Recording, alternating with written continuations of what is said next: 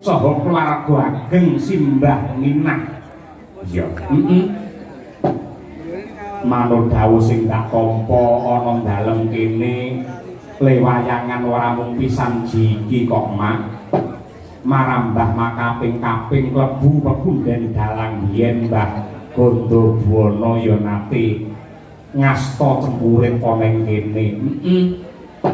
Pakmu gedhe swargi Ki Anom Hartono ya wis nate dipiji supaya nyangik limbu ana ing kene. Pancen keluarga ageng Mbah Minah khususipun Bapak Mayor Mujito ki pancen maindhik ning wayang. Mula bengi iki panjenengane ngersakake lakon Wahyu Purba Sejati kuwi aja nganti gampangake lho Nduk. Merga Pak Mujito ki piyai sing apal karo lakon. Mosok? Ora mung saiki panjenengane wiwit cilik wis kulino mirsani wayang, apal karo lakon, apal karo cerita. Malah akeh paguyuban-paguyuban budaya ingkang mapan ana ing laladan Banjarmasin sing dilenggahi kono, sing dipandhegani karo Pak Mujito. Iya kok. Nadyanto Ripalungguhan iki panjenengane bertugas sebagai polisi militer TNI Angkatan Darat ning Jakarta Pusat, ning uga aktif ning organisasi maupun kemasyarakatan. Buktine panjenengane dipercaya sebagai ketua Pengprov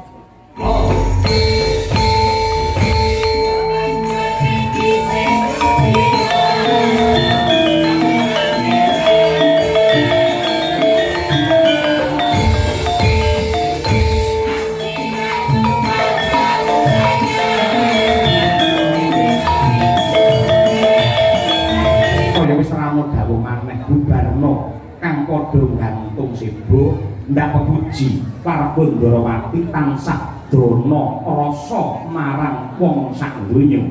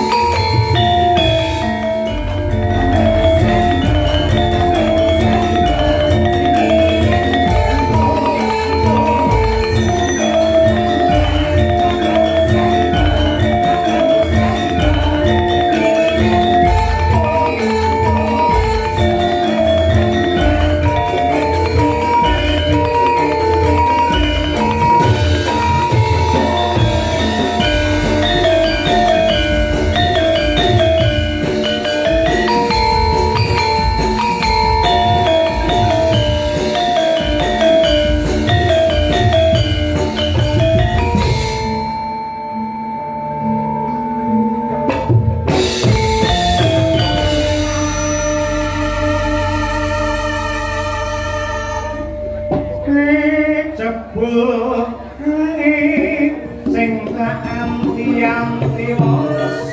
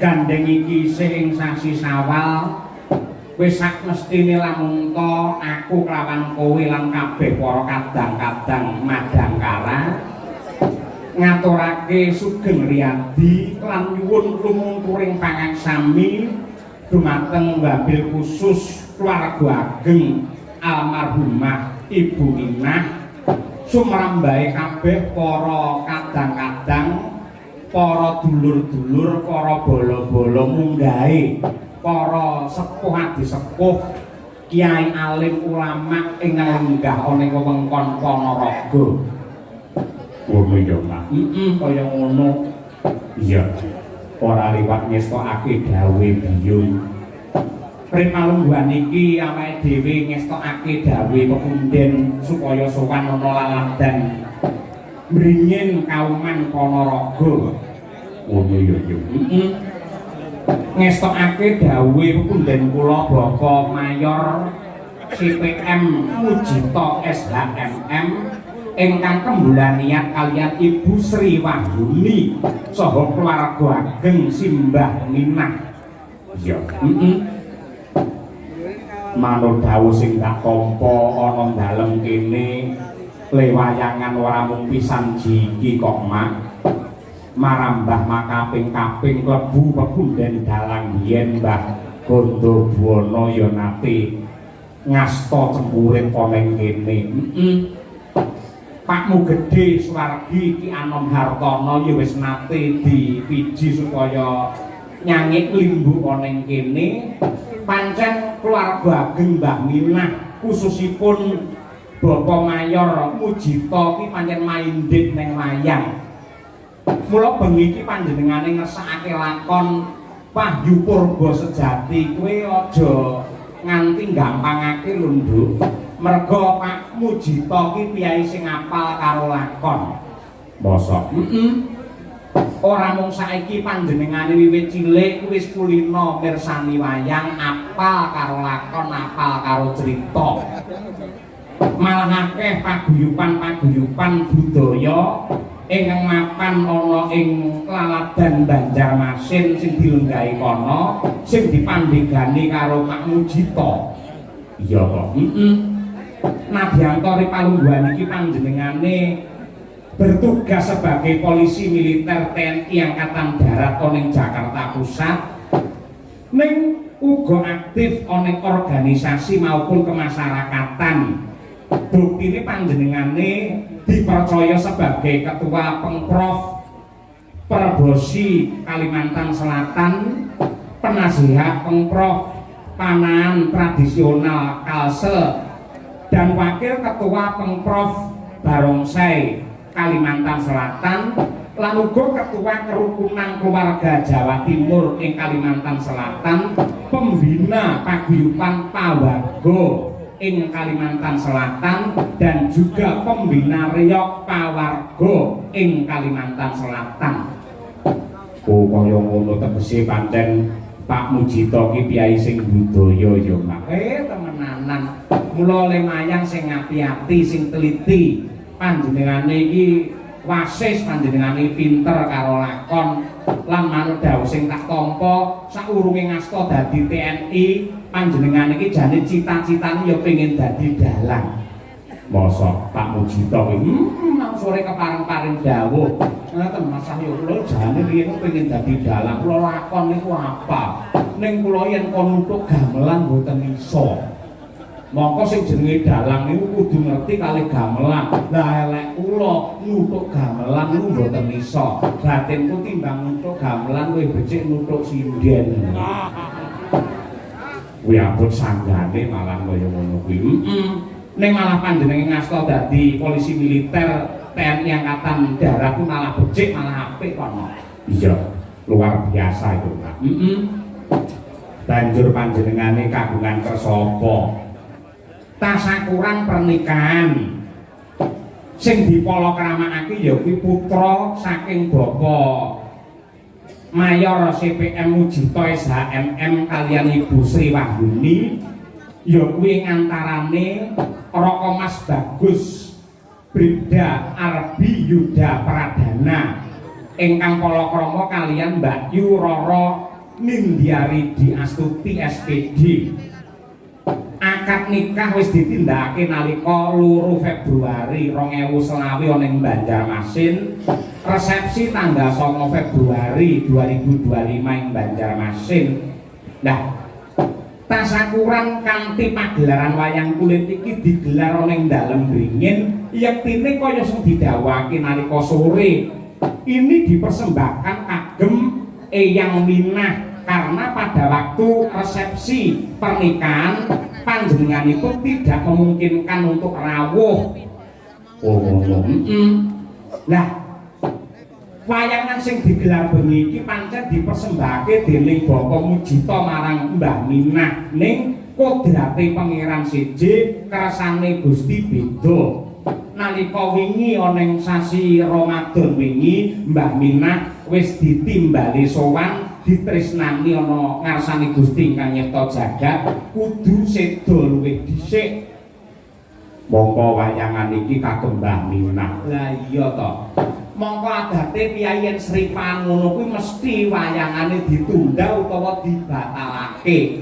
Ning bobote netepi tembung bawa leksana sing ditindakake dening Pak Mujito lan panjenengane percaya nadyan to alame wis beda, Mbah Minah mesti wae bengi iki mangestoni mula wayang tetep digelar. Tegese cangik limbuk sinden lan pengrawit lan uga kanca-kanca bakul bengi iki kabeh entuk lantaran rejeki saka pangeran, ya kuwi lumantar Pak Mujito anggene tetep wayangan tidak dibatalkan. Tegese panjenengane pancen piyai sing hambeg bawa leksana tresna marang piyai sepuh. Oh ngono ya Pak. Kaya ngono kuwi sing apik, kaya ngono kuwi sing becik.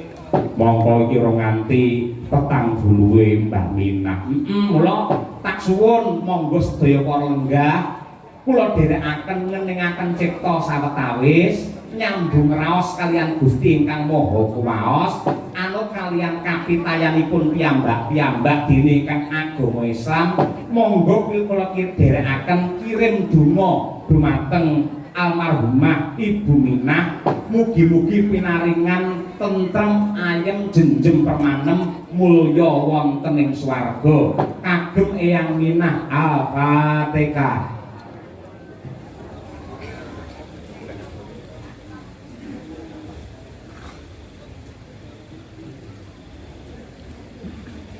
Amin amin ya rabbal alamin. Sembah nuwun donga pangestunipun para sepuh. Ya matur nuwun ya Mak karo keluarga besar Simbah Minah sing kepareng nimbali karo awake dhewe satemah iso silaturahim kangen-kangenan karo sutresna budaya ing Laladan Ponorogo. Matur nuwun lan ugi ngaturaken salam hormat ingkang kepareng monitor lumantar streaming nenggih pepunden kula ingkang kinantun pakurmatan Bapak Lekjen TNI Purnawirawan Bapak Dodi Wijanarko. Iya, aku wis nyuwun pangestu nalika sore mau lumantar WA. Ugi salam hormat kagem WS dan Puspomat Bapak Mejen TNI Eka Wijaya SH beserta jajaran polisi militer se-Indonesia. Ugi salam hormat dumateng paguyuban Pawago Banjarmasin ingkang insyaallah kepareng rawuh rene sing ora rawuh kepareng nubar ning Banjarmasin. Ugi bekti sungkem dumateng Bapak Kiai pengasuh pondok pesantren Darul Fikri Laladan kene mringen kene. Salam hormat dumateng para pepunden dalang Mbah Yatno, Mbah Sento, Pak Manto, Pak Puguh lan ugi kadang kula sepuh Raka Mas Ipung Purba Sasongko sing kepareng ngaturake ya kuwi pawiwahan wiwit sore mau. Oh ngono. Disuwunake marang kurbane pangeran muga-muga temanten kekalih Raka Mas Arbi karo Mbak Nindya tansah mandya sakinah mawaddah warahmah kebak barokah antuka wahyune jodoh satemah pinaringan katentreman lahir batin lan ugi keslametan donya kaping akhir ya Mas. Yo ora perlu kakean gunung sing tanpa guna, saiki ngaturake wiwit saka sing klasik luwih dhisik. Ngono. Kula nyuwun dumateng Ibu Sukesi Rahayu. Sukesi supaya ngaturake apa? Sing klasik ya kuwi jineman ular kambang yen ora kleru larase pelok patete 5. Oh ngono. Kejawi kantur dumateng keluarga ageng Ibu Minah ugi kula aturaken dumateng sedaya para sukresna budaya khususipun nenggih caksi lover dimanapun Anda berada. Mligine meneh khusus meneh ya kuwi anak kula wadon. Oh iya. Anindita. Ya. Monggo Bu Kesi kinarya ngleremaken swasana nglakoni nembang jineman lur kambang. Monggo Bu.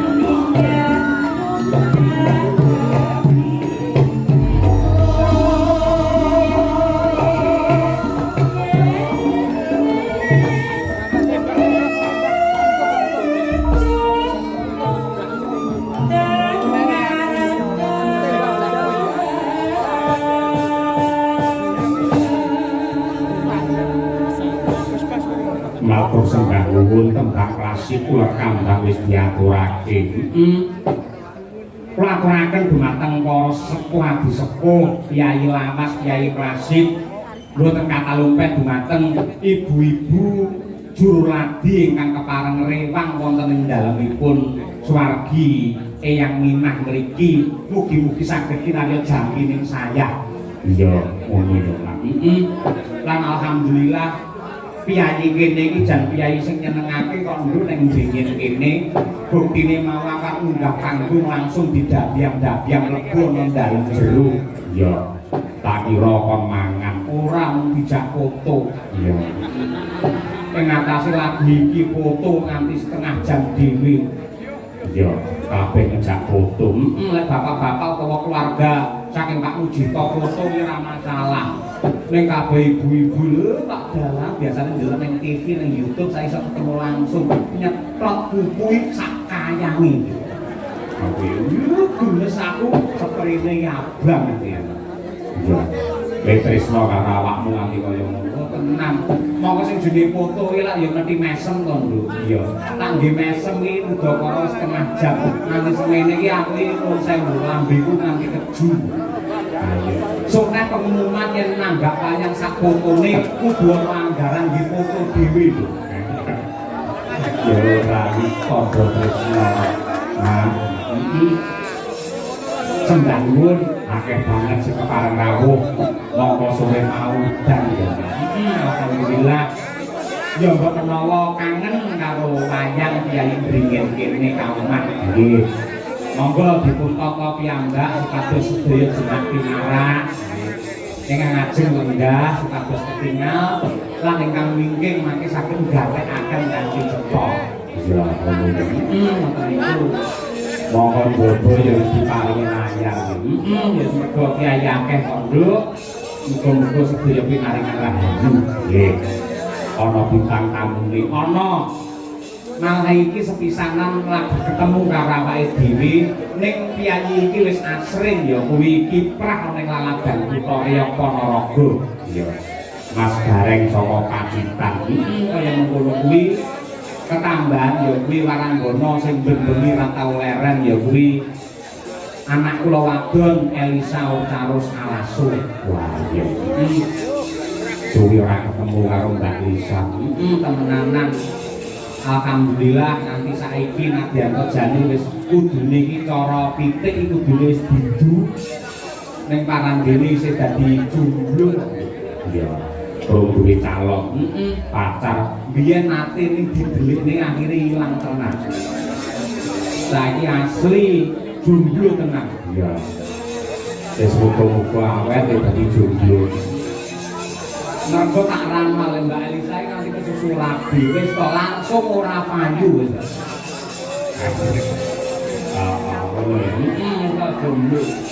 Mula sumpah Mbak Elisa sakjroning batin kowe iki janjiya kowe prasetya. Sakjenge urip aku dadi sinden dadi bintang tamu ora bakal kenggo karo wong lanang, ora bakal rabi karo wong lanang, kejaba milih dalange.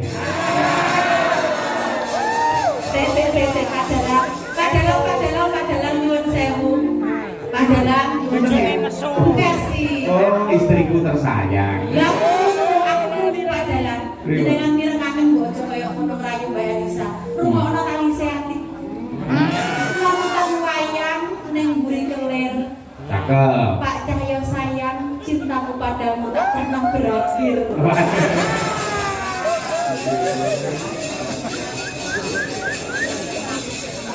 Nonton wayang ning mburi kelir nguyuh.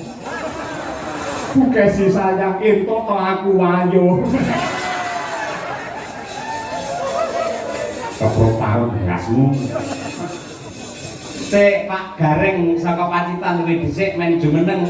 Ya, tumrake prau. Monggo pinarak mriki Pak Gareng. Yo.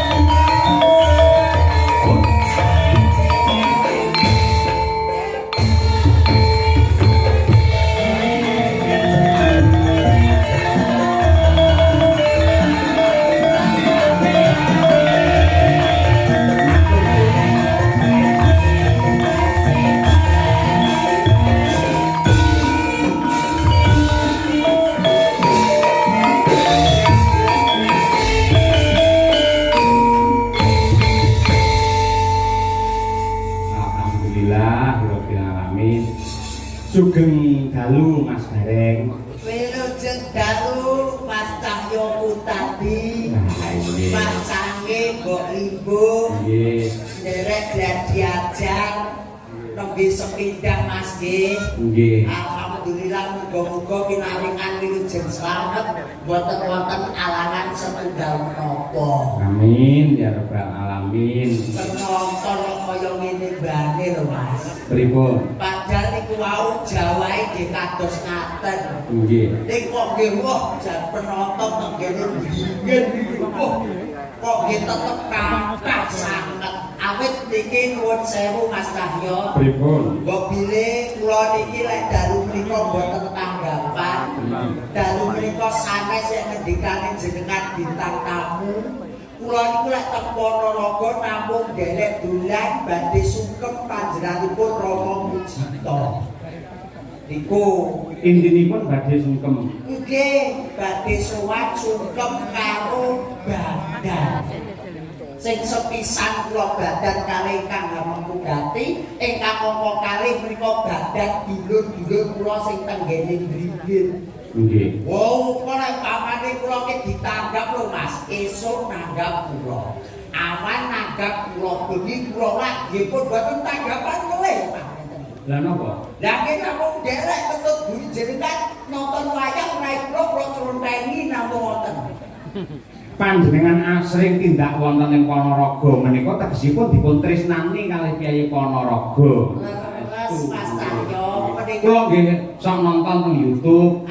Jenengan niku ndereke Mas Guritno, nggih ndereke Mas Ibu Purbasasongko, Mbah Yatno, mesti nggih duete kalih Mbak Elisa. Jenengan nek teng YouTube ngadeg berdua kalih Mbak Elisa, wah luar biasa. Mbak Elisa jan kaya Batari Kumoratih, jenengan kaya komodo. kula ki senes komodo Mas Cahyo. Lah napa? Kadang. Oh, menungso kan nggih pun sewu Mas Cahyo. Pripun? Paribasane kula dalam panjenengan teng mriki nuwun sewu priyayi Ponorogo niku priyayi ingkang kebak ingkang mulya, seneng budaya, seneng nanggap wayang. Nggih. Pangkat paribasane dadi wisatane, nanggap wayang tontonan dadi camilane. Niku lho. Koe maindhen kalih wayang nggih. Nggih, kula Pak Mujito pun sen ora ndudohne pangkate. Boten ndudohne derajate, boten ndudohne donya panggene ning Pak Mujito niku sami kalih kula. Samine nggih napa ndak ngadak-ngadake Pak Mujito. Pak Mujito ki najan seorang perwira. Nggih. Nuwun sewu biasane niku lho pun gadah embel-embel niku dugi pundi-pundi niku mawi napa niku sing teng mriki mbelan niku dibeto matuk. Oh nggih. Beto kondur teng desa. Nek Pak Mujito mboten kaya aku Mas. Teko dok ki najan kula nggih garek kadang kala dagel. Nggih. Aku budal ki yo celana nandhek nganggo sandal jepit rambi kula elek ngoten. Kok bubleng Pak Mujito ngomong monggo Mas, wajane teng wingking dihirati. Ya wong nek jenengan kan nggih apa-apa niku dinomersatukan Mas Cahyo. Nuwun sewu ngendikane jenengan foto mawon ngantos setengah jam. Nggih. Bukesi setengah jam. Menika di kula sing saking kulung setengah jam. Sedaya Widyawati setengah jam padha foto. Jenengan nggih foto. Oh, sak jam foto Mas. Setengah jam lah kula malah sak jam. Ing bawaten plengos ngoten langsung dihapus. Loh, lah sebabnya lah kebanggaan kok bisa foto kali gareng. Parah kalau memori ini wis bah Mas tirai putih iki memorine langsung full Mas.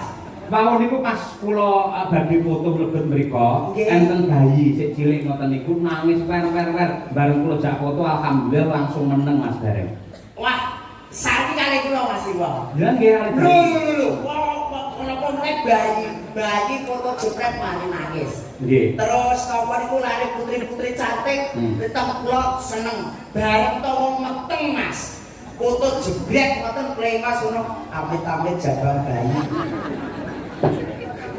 Wong kaya kula jenengan ki diampun sia-sia.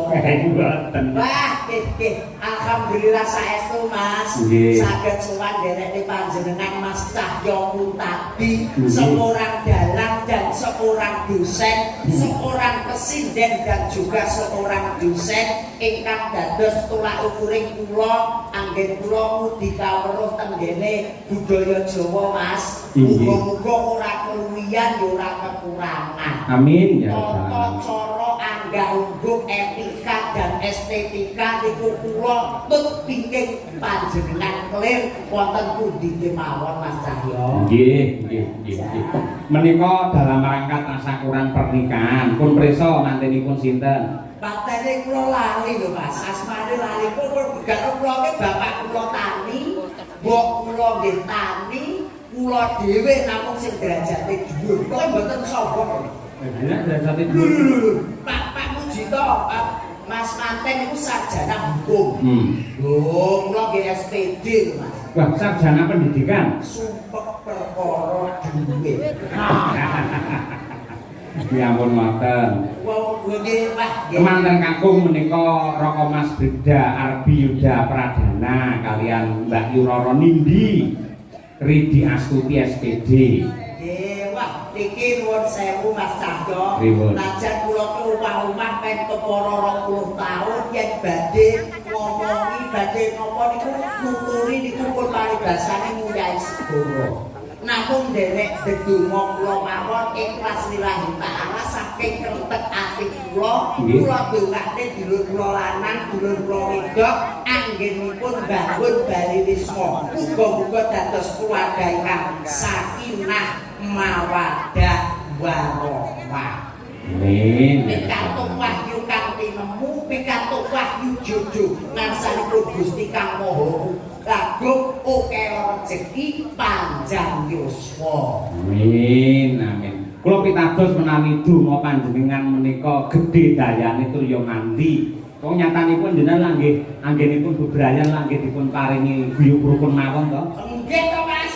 Nggih. Wong guyub rukun alhamdulillah kok jenenge paugrane wong tuwa Mas pun sewu. Nggih. Bapake ayu kaya ngapa iki tetep bojomu. Cantik kaya ngapa ngendikane jenengan tetep bojomu. Lah kula kan nggih to ngoten. Dolan teng ngene Mall Madiun. Pripun? Lah teng mriku niku panggih artis kondang Suwatik. Nggih. Kula plantuk mulih jebul Mas. Ayu bojone jenengan. Ayu kono Mas. Lho. Nun sewu warah agama niku sampun paring piwulang. Nadyanto wong kadon ayu digelar teng jagat, piye carane awake dhewe tetep menganggep lamun kok bojone sing ayu dhewe ngono lho. Lah sakjane kula nggih wonten ning nek masalah kesetiaan nuwun sewu lho. Pripun? Wong jenengan ngendikan mawon badhe remen kali Mbak Elisa nuwun sewu. Mbak Kesi pun ngendikan kowe iki bojomu ning nggih kalah romantis kalih kula Mas. Kok iso? Kula nuwun sewu bojomu ki ning ndinggon tak gandeng Mas. Jan ketok rukun tenan. Ketok mesra. Ponorogo tak gandeng. Jak pundi melih? Tak teng Madiun kula gandeng. Nggih. Teng ngene Surabaya kula gandeng. Mlebu teng ngene mall sebelah iku kula gandeng. Mesra banget nggih. Mergo lek boten kula gandeng ya jupuki napa-napa. Oh, padahal niki kula iki nyambut gawe. Lho, sampeyan kudu ya tanggung jawab. Seorang laki-laki apa sing dikersakne bojo ya dipinangkani men sampeyan duwe kawibawan ngono kuwi. Nggih kula pinangkani lho niku kula pinangkani saestu Mas. Nggih. Kula jupuk ning ngoten, bare teng ngene kasir kula balekne melih. Lho, lah terus mulai ora nggo apa-apa. Lah yo sabar. Kula kan nggih wonten sabar trimo karo pawehe sing wong lanang. Kula kan nggih wonten sami kalih putranipun panjenenganipun Pak Mujito. Pripun? Pokoke yo jenenge awake dhewe najan wis pangkate dhuwur lho Mbak yo Dik. Awake dhewe kudu nrimo apa sing dadi pawehe Gusti. Nggih wonten. Dawuh leres nggih.